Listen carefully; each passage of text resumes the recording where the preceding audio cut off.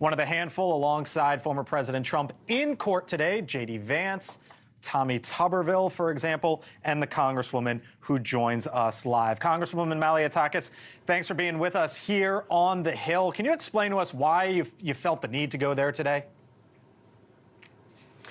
Look, I went to support the president. I think that this is a sham prosecution. I think that in being there today, I didn't see any evidence from the star witness, who, by the way, is a convicted, disbarred perjurer who lied to Congress, who admitted to it, who actually was convicted of perjury. I was there to support the president, to show that there are people that are standing with him. And the reality is, as a New Yorker, I think I have a different perspective because I see how Alvin Bragg has failed to do his job as district attorney and keep our city safe. We have issues with crime. We have drug dealers that are peddling to our kids. We have illegal immigrant gang members who have wreaked havoc on our city, career criminals going through the revolving door of our city. And Alvin Bragg is focused, instead of putting those individuals in jail behind bars, those violent criminals, he's focused on the prosecution of a political opponent where there was no crime. Federal Election Commission said no crime. DOJ said no crime. His predecessor, Cy Vance, said no crime. And even if there was a crime, it's not even within his jurisdiction. I hear you bring up the host of issues, Congresswoman, and I wonder, with all the issues there, is it a good use of your time as a member of Congress being there? It's an off day. Why go to court and maybe not do something else in your district?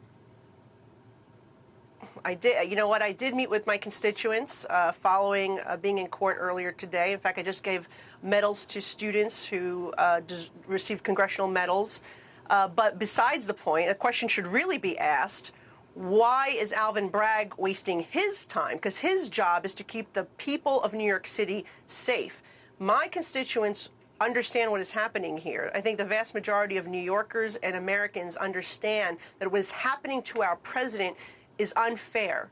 It's completely unfair, it's unjustified, and it's something that would happen in a country like communist Cuba that my mother fled. That's where they actually go after political opponents and try to jail them. It should never happen here in the United States. So it is part of my responsibility as a member of Congress to see that we never have this type of corruption and weaponization of our judicial system.